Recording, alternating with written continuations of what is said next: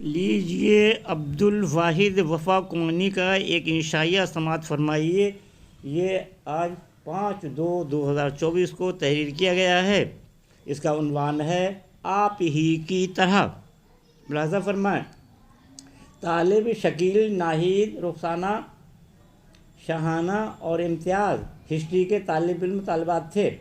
باہم تفریح کے طور پر طالب رخسار سے اور شکیل شاہانہ سے پرلطف مذاق بھی کر لیا کرتے تھے۔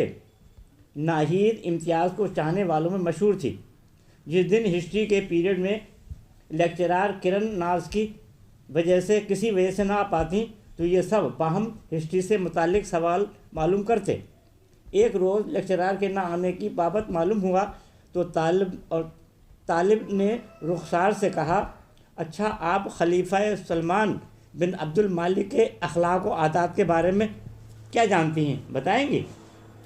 رخسانہ نے کہا، خلیفہ سلمان نہایت فصیح و بلیغ تھا، عدل و انصاف کا شوقین تھا، لیکن جہاد کا بڑا حریص تھا، اور یہ عادتیں اس میں عمر بن عبدالعزیز سے پیدا ہوئی تھیں۔ سلمان راگ اور گانوں سے بھی نفرت کرتا تھا اور نمازیں اول وقت پر ادا کرتا تھا، اور آپ ہی کی طرح نہایت خوبصورت اور وجیح شخص تھا۔ وہ تنمند اور پرخور بھی تھا۔ تاریخ بتاتی ہے کہ ایک وقت ایسا بھی ہوا کہ دیکھنے میں آیا کہ ایک مرتبہ 70 انار، بہت سی کشمشیں، 6 ماہ کی عمر کا ایک بکرا اور 6 مرغ کھا گیا تھا، اور سب ہضم بھی کر گیا تھا، جبکہ آپ 2 سیب نہیں کھا پاتے، جبکہ مرغ کی بریانی کی 4 6 پلیٹیں صاف کر جاتے ہیں۔ طالب کو رخسانہ کی بات پر ہنسی بھی آئی، اور پھر ہنسی پر قابو پا کر بولا، اور آپ بھی تو 10 اور 12 نارنگیاں کھا جاتی ہیں، اور پھر بھی کہتی ہیں کہ 4 6 اور ہوتی۔ اور پھر رک کر کہا، ہاں، اور ناہید اور امتیاز کی باتیں سنو۔ ناہید سے امتیاز نے کہا، دیکھو، عمر بن عبدالعزیز بہت مشہور خلیفہ ہوئے ہیں، میں ان کے بارے میں بتاتا ہوں۔ ان کی کیفیت ابو حفص اور نام عمر بن عبدالعزیز بن مروان بن حکم تھا۔ یہ خلیفہ صالح کے نام سے بھی مشہور ہیں۔ ان کے والد عبدالعزیز بن مروان مصر کے حاکم تھے، تو سن 62 ہجری میں یہ وہاں پیدا ہوئے۔ امتیاز صاحب، عمر بن عبدالعزیز کی والدہ فاروق اعظم رضی اللہ عنہ کی پوتی تھیں، یعنی عاصم بن عمر فاروق رضی اللہ عنہ کی بیٹی تھیں۔ امتیاز نے کہا، ماشاءاللہ، آپ بھی تو ایک عالمہ کی بیٹی ہیں، اسی وجہ سے تو میں آپ کو شہدائی ہوں۔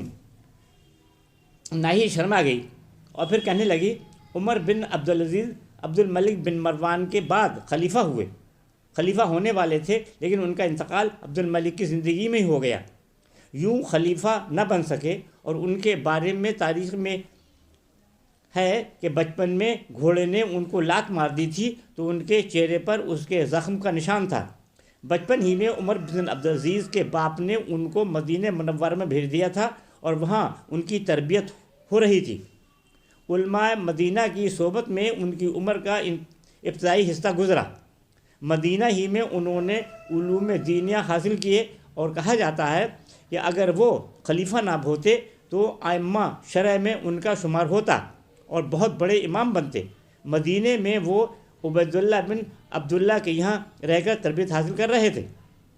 ان کے بارے میں تاریخ بتاتی ہے کہ خلیفہ ہونے سے پیشتر وہ آپ ہی کی طرح نہایت پرتکلف اور قیمتی لباس پہنتے تھے، لیکن خلیفہ ہونے کے بعد انہوں نے کھانے اور پہننے میں درویشانہ روی اختیار کی۔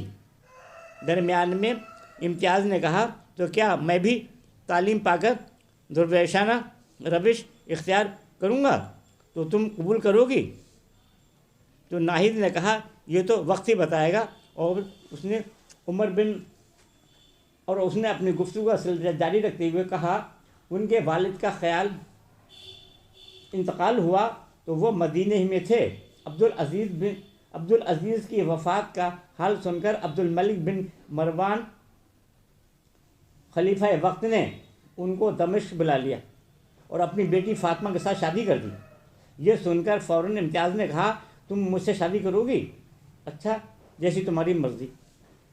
اس وقت جو بتا رہی ہوں وہ سنو۔ ناہید نے کہا عبد الملک کے بعد جب ولید خلیفہ ہوا تو اس نے عمر بن عبدالعزیز کو مدینہ کا حاکم مقرر کیا۔ اس طرح یہ 86 ہجری میں حاکم بنے اور 93 تک حاکم رہے۔ اسی دوران امیر حج کی حیثیت سے کئی بار حج بھی کیے۔ ولید کی خلافت کے زمانے میں حجاج کی شکایت پر امارت سے معزول کر کے شام بلا لیا گیا۔ ہوا ایسا کہ ولید اور سلیمان دونوں خلافت کے حقدار تھے۔ حجاج نے ولید کی حمایت کی، لیکن دوسرے عمرا نے، جن میں خاص طور سے عمر بن عبدالعزیز پرزور مخالفت کی تھی، یوں ولید نے ان کو قید کر دیا۔ 3 برس تک قید میں بھی رہے۔ کیا امتیاز صاحب میں اتنی ہمت و حوصلہ ہے کہ حق بات اعلانیہ کہہ سکو؟ امتیاز خاموش ہو گیا اور پھر بولا آپ میرے حق میں دعا کریں۔ ناہید نے کہا پھر کسی کی سفارش سے رہا ہوئے۔ سلیمان اس وجہ سے عمر بن عبدالعزیز کا شکر گزار اور احسان مند تھا۔ چنانچہ جب سلیمان خلیفہ بنا تو اس نے عمر بن عبدالعزیز کو اپنا وزیر اعظم بنایا اور مرتے وقت تک ان کے خلافت کے لیے خلافت کا پروانہ لکھ دیا۔ امتیاز نے کہا وصیت نامے میں اور سلیمان نے کیا لکھا تھا؟ تو ناہید نے کہا اس نے لکھا تھا کہ یہ تحریر بندہ الہی امیر المومنین سلیمان بن عبد الملک کی طرف سے ہے، عمر بن عبدالعزیز کے نام۔ میں نے اپنے بعد تم کو اور تمہارے بعد ولید بن عبد الملک کو خلافت کا ولی عہد مقرر کیا۔ بس لوگوں کو چاہیے کہ وہ سنیں اور اطاعت کریں اور اللہ تعالیٰ سے ڈریں اور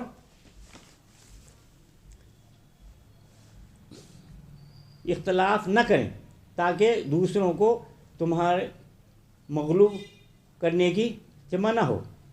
اتنا کہہ کر ناہید نے کہا عمر بن عبدالعزیز کو ممبر پر بٹھایا گیا اور حشام بن عبد الملک کو بلایا گیا اور اسے کہا بیعت کرو، تو اس نے فوراً بیعت کر لی۔ بیعت کے بعد عمر بن عبدالعزیز نے سلیمان بن عبد الملک کی جنازے کی نماز پڑھائی۔ پھر دفن سے فارغ ہو کر چلے تو لوگوں نے گھوڑے حاضر کیے کہ آپ سوار ہو کر تشریف لے جائیں۔ اس وقت عمر بن عبدالعزیز نے فرمایا میری سواری کے لیے میرا ذاتی خچر کافی ہے۔ پھر اپنے خچر پر سوار ہو کر تشریف لے گئے، خیمے میں آئے۔ پھر ناہید نے امتیاز سے کہا اگر آپ اتنی سادگی سے زندگی گزاریں تو میں آپ کو شریک سفر کی حیثیت سے قبول کر لوں گی۔ اور ہاں، جب عمر بن عبدالعزیز خلیفہ بن کر اپنے گھر میں آئے تو آپ کی داڑھی آنسوؤں سے تربتر تھی۔ آپ کی بیوی نے گھبرا کر پوچھا خیریت تو ہے؟ آپ نے فرمایا خیریت کہاں، میری گردن میں امت محمدیہ صلی اللہ علیہ وسلم کا بوجھ ڈال دیا ہے۔ ننگے، بھوکے، بیمار، غلام، مسافر، قیدی، بچے، بوڑھے، کم حیثیت عیالدار وغیرہ کا بوجھ میرے سر پر آ پڑا ہے، اور اس کے خوف سے میں رو رہا ہوں کہ کہیں قیامت میں مجھ سے پرسش ہو اور میں جواب نہ دے سکوں۔ درمیان میں ناہید سے امتیاز نے کہا تاریخ ہمیں یہ بھی بتا رہی ہے کہ خلیفہ ہونے کے بعد عمر بن عبدالعزیز نے اپنی بیوی فاطمہ بنت عبد الملک سے کہا تھا کہ تم اپنے تمام زیورات بیت المال میں داخل کر دو، ورنہ میں تم سے جدائی اختیار کر لوں گا، کیونکہ مجھ کو یہ کسی طرح گوارا نہیں ہے کہ تم اور تمہارے زیورات اور میں ایک گھر میں رہوں۔ تو ان کی بیوی نے فوراً تمام زیورات، جن میں ایک بہت قیمتی موتی بھی تھا جو اس کے باپ عبد المالک نے اپنی بیٹی کو دیا تھا، سب مسلمانوں کے لیے بیت المال میں بھجوا دیے۔ اتنا کہہ کر امتیاز نے ناہید سے کہا جب تم میری شریک حیات بن جاؤ گی تو کیا تم بھی اپنے سارے زیورات یتیموں، بیواؤں اور میں تقسیم کر دو گی؟ ناہید نے کہا ہاں، خوشی خوشی آپ کے ہاتھ سے تقسیم کرواؤں گی، لیکن آپ کو شاید یہ نہیں معلوم ہے کہ جب عمر بن عبدالعزیز کی وفات کے بعد یزید بن عبد الملک خلیفہ ہوا تو اس نے فاطمہ بنت عبد الملک سے کہا کہ آپ چاہیں تو اپنے زیورات بیت المال سے واپس لے لیں، لیکن فاطمہ فاطمہ نے جواب میں یہ کہا تھا کہ جس چیز کو میں نے اپنی خوشی سے بیت المال میں داخل کر دیا تھا، اب عمر بن عبدالعزیز کے بعد اس کو کیسے لے سکتی ہوں؟ امتیاز صاحب، میں عمر بن عبدالعزیز کی بابت یہ بھی بتانا ضروری سمجھتی ہوں کہ ان کی 3 بیویاں تھیں، آپ نے 11 بیٹے چھوڑے۔ بیویوں میں فاطمہ بنت عبد الملک بالکل آپ ہی کی طرح ہے۔ درمیان میں امتیاز نے کہا کیا مطلب امتیاز کی طرح؟ ناہید نے جواب میں کہا آپ کی طرح نہیں بلکہ اپنے شوہر عمر بن عبدالعزیز کی طرح نیک اور اللہ والی خاتون تھیں۔ وہ خلیفہ کی پوتی، خلیفہ کی بہن اور خلیفہ ہی کی بیوی تھیں، مگر بہت اور نہایت زاہدانہ زندگی بسر کرتی تھیں۔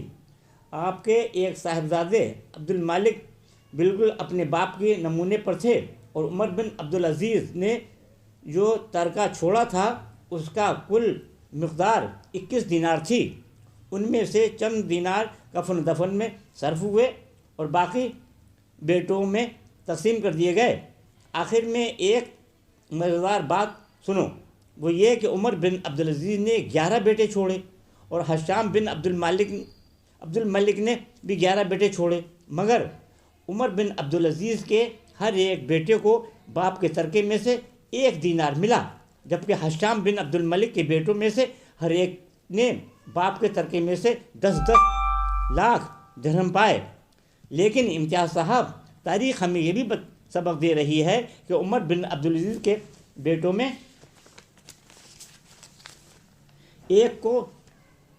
ایک کو دیکھا کہ اس نے ایک دن جہاد کے لیے 100 گھوڑے دی، اور حشام کے ایک بیٹے کو دیکھا کہ وہ لوگوں سے صدقہ لے رہا تھا۔ امتیاز نے خوش ہو کر ناہید سے کہا گھنٹے کا وقت اب ختم ہونے والا ہے، آپ کی زبانی میں یہ سننا چاہتا ہوں کہ آپ عمر بن عبدالعزیز کے دور خلافت پر ایک نظر ڈال کر خلاصہ بیان فرمائیں۔ تو ناہید نے کہا اچھا سنو، عمر بن عبدالعزیز کی خلافت کا زمانہ حضرت ابوبکر صدیق رضی اللہ تعالیٰ عنہ کے عہد خلافت کی طرح بہت ہی مختصر ہے، لیکن ان دونوں ہی خلفاء کا خلافت کا زمانہ قیمتی زمانہ تھا۔ بنو امیہ کی حکومت نے بتدریج لوگوں میں دنیا پرستی اور حب جاہ و مال پیدا کر دیا تھا، اور آخرت کی طرف سے غفلت بھی پیدا ہو گئی تھی۔ لیکن عمر بن عبدالعزیز کی خلافت جو مختصر رہی، کی خلافت نے یکلخت ان تمام خرابیوں کو دور کر کے مسلمانوں کو پھر سے روحانیت کی طرف لائے اور نیکی کی طرف گامزن کیا، اور خلافت اسلامیہ کو خلافت راشدہ کے نمونے پر قائم کر کے عہد صدیقی اور عہد فاروقی کو پھر دنیا میں واپس بلایا، اور خوارج کو اپنے اظہار خیال کا موقع دیا۔ وہ خلیفہ کو مسلمانوں کا حاکم اور فرمانروا نہیں جانتے تھے بلکہ شفیق اور باپ سمجھتے تھے، مگر عمر بن عبدالعزیز کے فوت ہو جانے پر خلافت راشدہ بھی فوت ہو گئی۔ سب سے زیادہ نومسلم آپ کی خلافت کے دور میں مشرف با-اسلام ہوئے۔ آپ کے عہد خلافت میں بہت ہی کم لڑائیاں ہوئیں۔ آپ کی سلطنت کے حدود سندھ، پنجاب، بخارا، ترکستان اور چین سے لے کر مراکش اور اندلس اور فرانس تک وسیع تھے۔ اتنی بڑی سلطنت میں ہر جگہ یکساں سکون اور امن و امان موجود تھا۔ پیریڈ ختم ہونے والا ہے۔ امتیاز نے ناہید سے کہا میری خواہش ہے اگر تم میری شریک حیات بنو تو میں اپنی چھوٹی سی ریاست میں خلافت عمر بن عبدالعزیز کا دور واپس لاؤں گا، آپ سے تعاون کی امید کرتا ہوں۔ ناہید نے مسکرا کر کہا میں پورا تعاون کروں گی۔ یہ تھا میرا